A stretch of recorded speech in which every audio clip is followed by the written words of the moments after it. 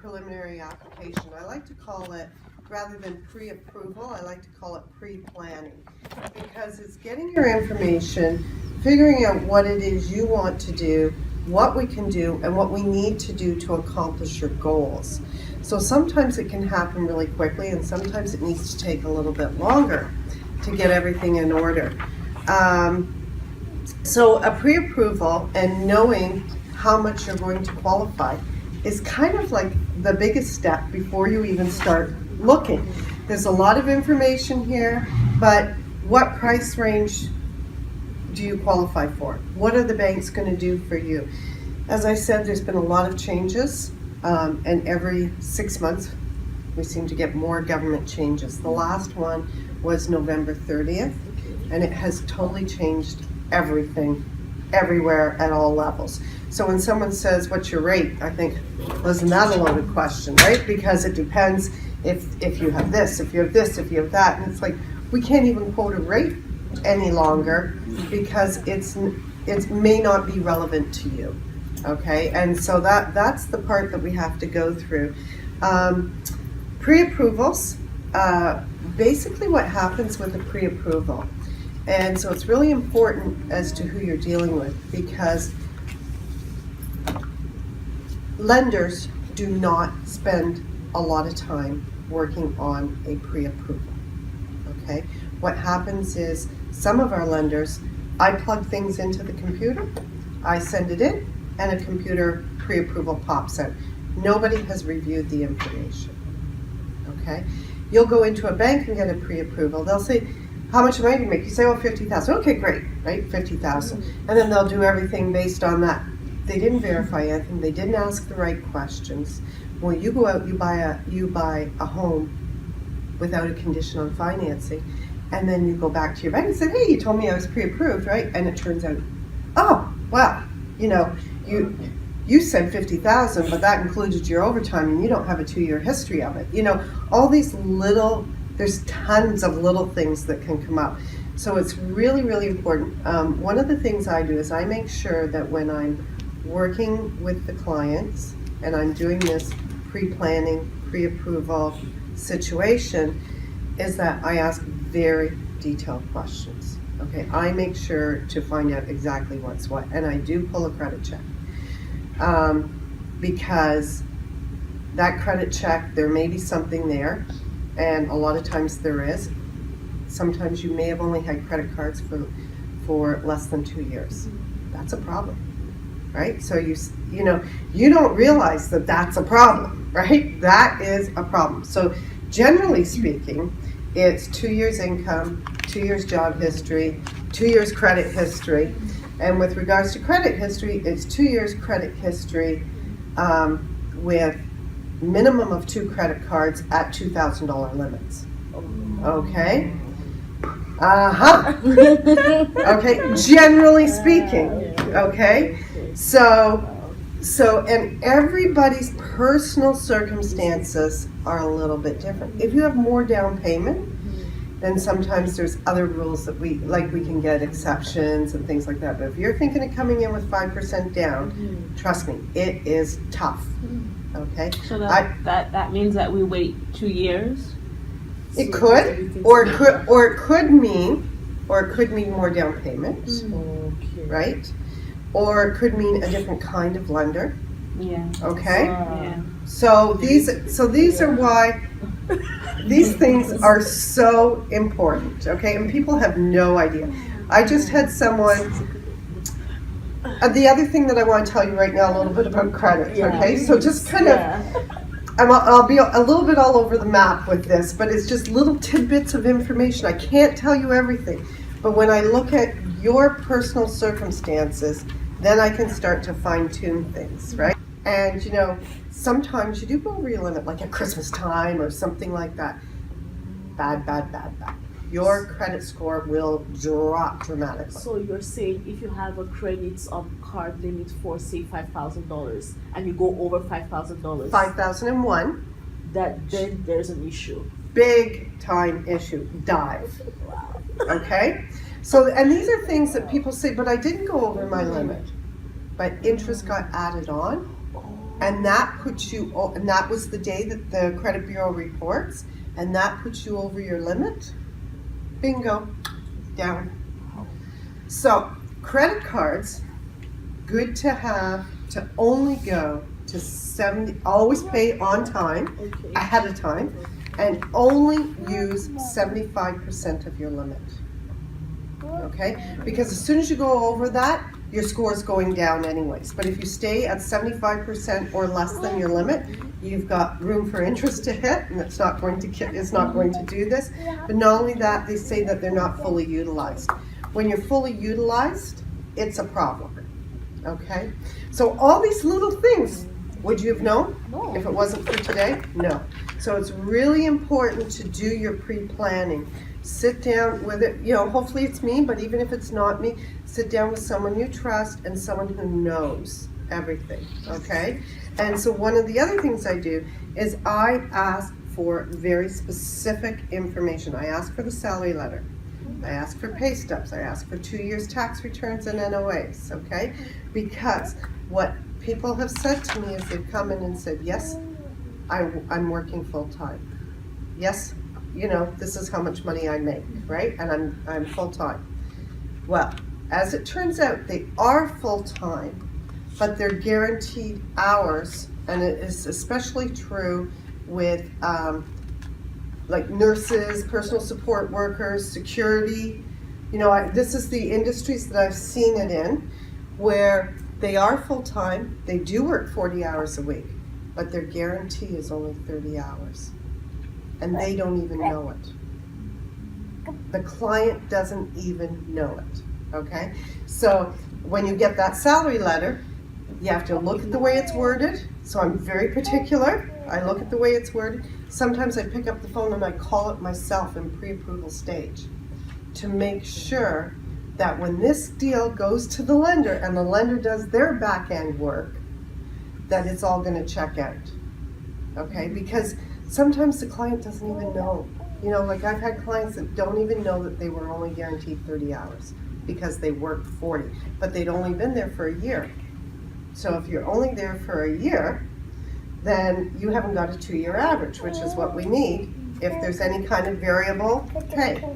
So it's really important to get all these details. I'm going to throw out a little bit about rental properties. Rental properties have really changed recently, okay? They will allow for part of rental income, and I only throw it out because I know that this is something you might be interested in. If you're owner occupied, they will allow for rent, but the property has to be legal.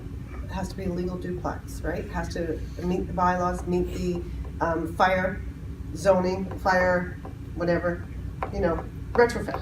Okay, so it has to be retrofitted and be up to snub with everything the fire department says. Plus, it has to be zoned, which I think the zoning is okay right now, because I think every municipality has to allow for a basement, for an apartment in the house. But they will only use 50% of that income in qualifying, and they add it onto your income, and then they do the calculations. So that's just general information. However, we do have other lenders. Rental properties are something that has really been hit hard lately, okay? And really tough to do. So that was the part that got hit on the November 30th guidelines, okay? So they are difficult, but we can do them. And we do have other lenders who are more flexible, okay? And so sometimes when it's an investment property, you can have an owner-occupied investment property if you qualify up to 95% financing. However, if it's just a straight rental property, you can only go to 80%. That's it. And even that is tough, but it can get done, okay? And down payment verification. One of the things that, as Peter's speaking, I'm saying, oh yes, and this, oh yes, and this, right? Because all these little things come into play. One of the things the banks want is they want to see a real clear history of down payment. Okay, where is it? Where did it come from? Okay, and money in and out of bank accounts, they do not like. and it gets very confusing, and they will stop things, right, if you have not got proof. So, for example, you have had, one of the things you have to have, generally speaking, is you have to have had that money, the savings, the down payment in your bank account for 90 days, okay? There, you know, if it's a gift, we can work around that with gift letters and things like that. But generally speaking, 90 days is what they're looking for, is to see a history. And any deposits made that aren't your payroll deposits and they're over $1,000, they're going to be asking you, where did this money come from? Anti-money laundering. And all the lenders are the same, okay? So, what I say is, don't start transferring money from one account to another. I get people who think that they're moving all this stuff around, and it is a mess to try and figure out, because I have to now have a 90-day statement on every single account and account for every single transfer in and out. It can take hours for us to reconstruct. Sometimes, because sometimes people get really creative about drawing from a line of credit to put over here in the savings, and then they put it back to the line of credit, and then they're over here, and it gets really messy. So try and keep your paperwork nice and clean, okay?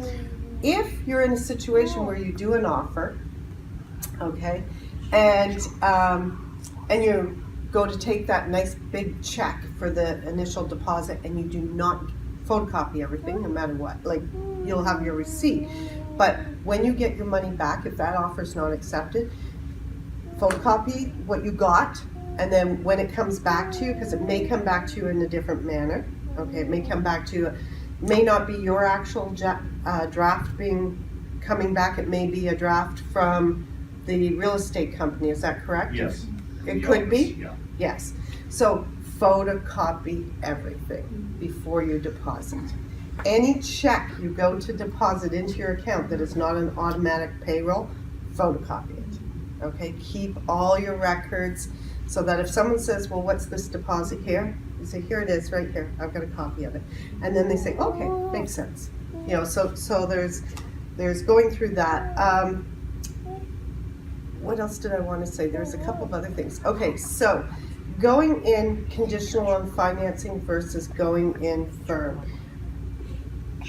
This is a real tough place for all of us to be in these days, okay? Because a lot of times you have to go in firm in order to get the deal. But I can guarantee, like, the problem is that the property has not been evaluated by the lender. Okay? So that's why I ask all the questions ahead of time. Okay? And then depending on people's circumstances, do you have a large down payment? If you have a large down payment, then I say, okay, you have to realize, as long as everything looks good here, so we're good on the documentation, because don't forget, the lenders don't look at documentation on pre-approval. I can have a pre-approval from them, but it's always got conditions in it, always. So that's why I ask all the specific information up front to make sure I've spoken to people, I've done tons of work to make sure that we're good, okay? The one thing I cannot say is the property, okay? That is my gray area, I cannot confirm that. If you have a lot of money down, then if something happened that the property didn't appraise out, you would still probably be okay. If you're 5% down and the property doesn't appraise out, you're not going to be okay unless you have a backup plan. So, if you do not have a backup plan, I will work with your real estate agent and say we need 1 day condition on financing. And everybody now is starting to put those in on 5% downs, because it's a tough place unless you're 100% sure that that property is gonna appraise out and everything's gonna be fine. But if not, I need my 1 day. And 1 day is really quick, because normally the banks take 3 to 5. But I can pull in favors to get it done in 1 day. And in that case, you're gonna have to look at it and say, okay, how am I gonna get this property? Because there's multiple offers, we wanna go in firm. You and your real estate agents are gonna have to make the decision if you're comfortable on the price. If you're a little bit hesitant, then you're gonna have to do the condition on financing. Is that gonna blow your deal? Well, what you would have to do then, you work with your real estate agent, you have to get that initial deposit as high as possible so that the person knows you're serious. You go in with your pre-approval, You explain to them it's only a CMHC, you know, in and out. We just have to verify that it's going to appraise out. And you give them their closing date. You give them what they want in every other aspect. But you're going to work that with your real estate agents, okay? And everybody's circumstances is a little bit different, okay? And that's why we have to work with you as an individual. So this is just general information, okay? One of the things I want to talk about on appraisal. An appraisal tells us what an appraiser has to do is the appraiser goes in and tells us what the value is. But the only thing they have is they have the last 3 months of data. They have to pull 3 comparable homes from the last 3 months. Okay, so that's what the appraiser has to do. So what happens is when he's doing the appraisal, he may not have all the data as to what happened last week because this market changes every week, right? They don't necessarily understand and can tell you what's currently happening. They can only go back into the history. So they can tell you what happened beforehand. So when you buy a home, if you're going in firm and if something happens that doesn't appraise out, that doesn't mean it wasn't a good investment, okay? So that's why I always say whatever price you're going to pay, you have to feel very comfortable with it. And usually what I try and do with clients is I try and make sure that what we're doing is we work a scenario that what happens if, what is our backup? So we always have backups, okay? So, but that again is very unique for every client, okay? But again, and that's why I said if you're putting a large down payment down, the appraisal is really, as long as you're comfortable with the price you're paying, it's really irrelevant. It's the 5% down that we have to be very careful on, okay? And the other part that we do, okay, so we do down payment, we look at income, we figure out who's going to do your mortgage. I will tell you we have a wide range of lenders, okay? So I have banks, and then I have other mortgage companies that are actually AAA mortgage companies. They're smaller, they give you better interest rates, but they're very strict on all the documentation. Some people think, oh, they're B lenders because they're not a major bank. No, they're actually AAA. Okay, so we have the wide range of what we can do. Then we also have lenders who will look at situations, okay? A little bit more money down, and they're a lot more flexible on things, okay? And everybody's circumstance is a little bit different, and that's why it's really important for us to have the conversations ahead of time, and everyone feels really comfortable.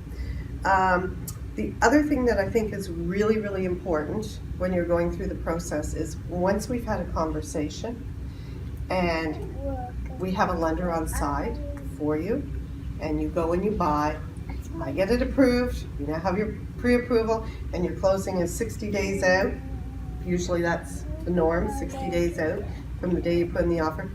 Do not make any changes. Do not apply for any loans. Do not go out and buy a car. Do not change your job. Do not make any changes, because this is what happens is you come back to me, it may not, they have the right to do double checks right up until the day of closing, okay? And it can happen. It usually only happens if something is triggered, like you change the mortgage amount.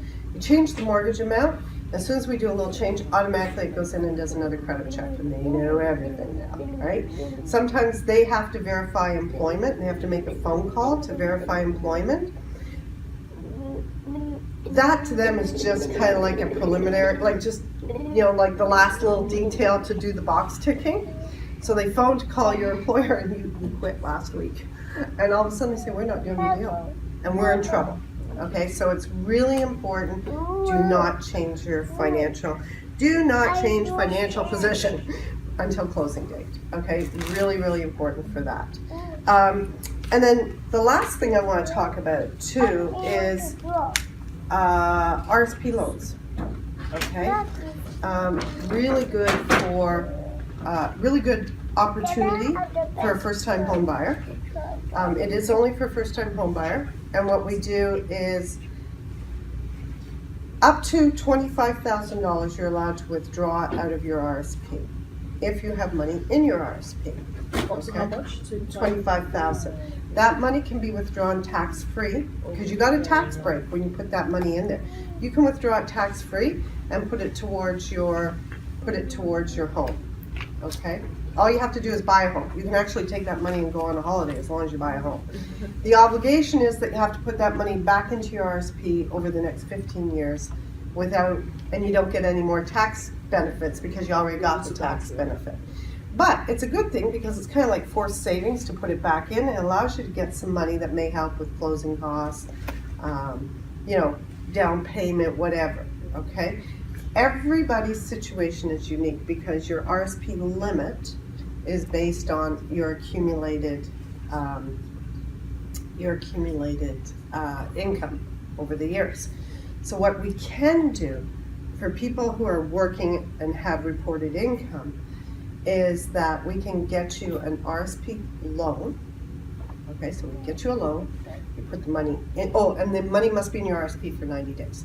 So again, pre-planning because you don't want to go out and buy until we make sure that we've got our days covered under this. We get you a loan, you put the money into the RSP. It's really, really key right now at this time of year because you have up until the end of February to make that RSP contribution to count for last year.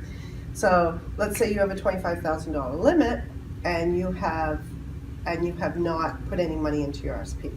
I get you a loan for $25,000, you put it into your RSP, it sits there for 90 days. At the end of 90 days, you can withdraw the RSP of $25,000. You can actually pay off the loan, okay? So the money went in and out, 90 days, but you have to buy a house. You buy a house, okay? And what happens is when you do your 2016 income tax, you get to reduce your taxable income by $25,000. And you get a nice tax refund which can go towards everything. Without really having a loan obligation, what you do have is a savings obligation. You have to put that money back into your RSP over 15 years. Okay? That is a really good feature right now. Because of February 28th being the deadline for last year. So it's always good, but people use that, you put $25,000 in, you might get a $10,000 check back depending on your personal taxes. That $10,000 can go to pay off debt, it can cover closing costs, it can, it's there to help out. So those are some things that we can do for you to help make it work. Does anyone have any specific questions? General questions? No? Got it? Financing? It's a lot of information. It is a lot. And this is just the financing part. I mean, and then everything that Peter was talking about going on the search afterwards. That's why we do this first. We kind of get it out of the way. I'm really quick. I personally, that's if you were to come to me, but you can go to someone, you know what, we get it done, we see exactly where you are, we do our kind of like pre-planning. It's really important that you're we have a client confidentiality. I'm not allowed to take something you say and tell Peter or Jamil, okay? Because of client confidentiality, unless you tell me it's okay. Honestly, it's usually better if we all work together because I'm there to protect you. They're there to protect you, but we're on different sides. If they don't know what's happening on the mortgage side, and you just say, oh yeah, I'm pre-approved, they go in and do a firm offer, right? Where I'm going to say, yeah, you're pre-approved, but you only have 5% down. We need to be sure. We need to, make sure that we've got everything lined up to protect this. Or whatever it is with rental properties, whatever our circumstances are, we need to be working together because that, I find, is the best way to look after that's how I look after my clients. And I do have clients who say they don't want me telling their real estate anything, and I abide by that if that's their circumstances. But I'm relying on them telling their real estate agent everything exact, right? So, and sometimes you're not properly looked after unless we're working together as a team. That's why we become part of a team because we work together and we make things happen, but always in the best interest of the client. That's our goal, is to make sure everyone is protected and there are no problems. But it is a lot, okay? I'm going to make sure that all of you have my card You can speak to me afterwards if you want and do specific, or you can call me up and we can set up an appointment. We can do things over the phone, and kind of go through things, because I know I've thrown out a lot, but I just want you to realize the main message is that pre-approval is important, okay? Just so that everybody knows where we're at. There is also a rate guarantee with pre-approvals. I can send it to a lender and get you a rate guarantee as well, which rates have gone up a tiny bit here and there, so that is also good. But more importantly is the planning, okay? And yeah, so I think that covers it.